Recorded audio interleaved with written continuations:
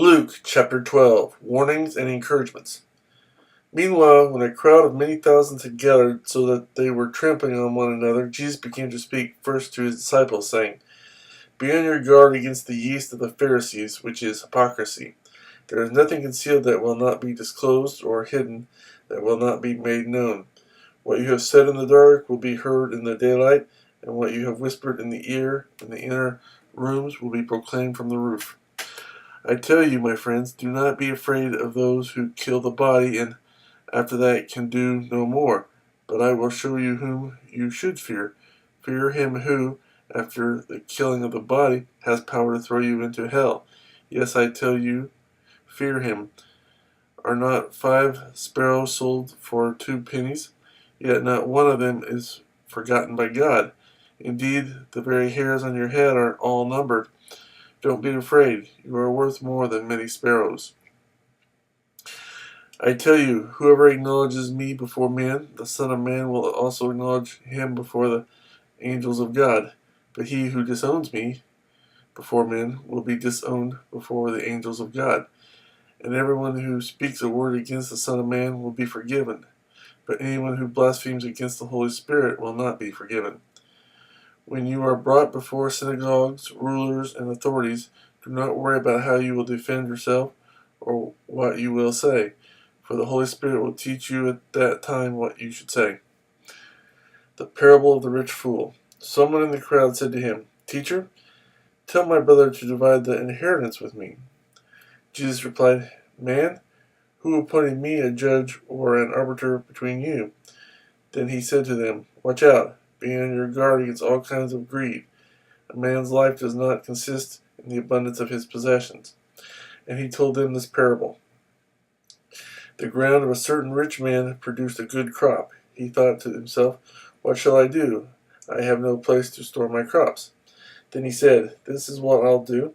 I will tear down my barns and build bigger ones, and there I will store all my grain and my goods. And I'll say to myself, You have plenty of good things laid up for many years. Take life easy, eat, drink, and be merry. But God said to him, You fool, this very night your life will be demanded from you. Then who will get what you have prepared for yourself? This is how it will be with anyone who stores up things for himself, but is not rich toward God. Do not worry. Then Jesus said to his disciples, Therefore I tell you, do not worry about your life, what you will eat, or about your body, what you will wear. Life is more than food, and the body more than clothes. Consider the ravens. They do not sow or reap. They have no storeroom or barn, yet God feeds them. And how much more valuable you are than birds? Who of you, by worrying, can add a single hour to his life? Since you cannot do this very little thing, why do you worry about the rest? Consider how the lilies grow. They do not labor or spin. Yet I tell you, not even Solomon in all his splendor was dressed like one of these.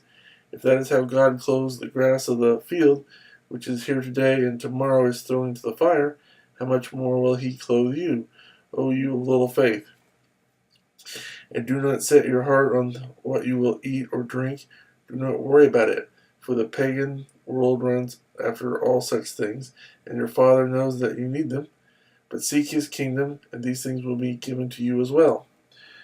Do not be afraid, little flock, for your Father has been pleased to give you the kingdom. Sell your possessions and give to the poor. Provide purses for yourselves that will not wear out, a treasure in heaven that will not be exhausted, where no thief comes near and no moth destroys. For where your treasure is, there your heart will be also. Watchfulness. Be dressed ready for service and keep your lamps burning, like men waiting for their master to return from a wedding banquet, so that when he comes and knocks, they can immediately open the door for him. It will be good for those servants whose master finds them watching when he comes. I tell you the truth, he will dress himself to serve, will have them recline at the table, and will come and wait on them. It will be good for those servants whose master finds them ready, even if he comes in the second or third watch of the night. But understand this, if the owner of the house had known at what hour the thief was coming, he would not have let his house be broken into. You also must be ready, because the Son of Man will come at an hour when you do not expect him. Peter asked, Lord, are you telling this parable to us or to everyone?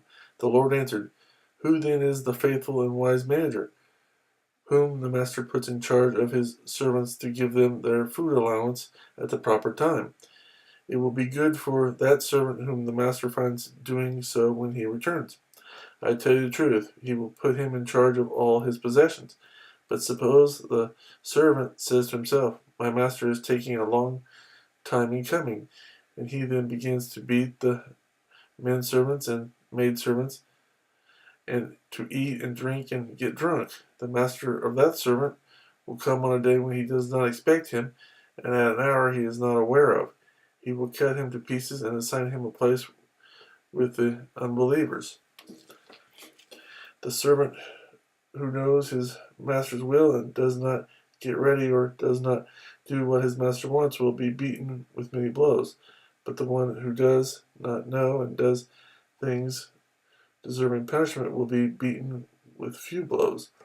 From everyone who has been given much, much will be demanded, and from the one who has been entrusted with much, much more will be asked. Not peace, but division. I have come to bring fire on the earth, and how I wish it were already kindled. But I have a baptism to undergo, and how distressed I am until it is completed. Do you think I came to bring peace on earth? No, I tell you, but division. From now on there will be 5 in one family divided against each other, 3 against 2, and 2 against 3. They will be divided, father against son, and son against father, mother against daughter, and daughter against mother, mother-in-law against daughter-in-law, and daughter-in-law against mother-in-law. Interpreting the times.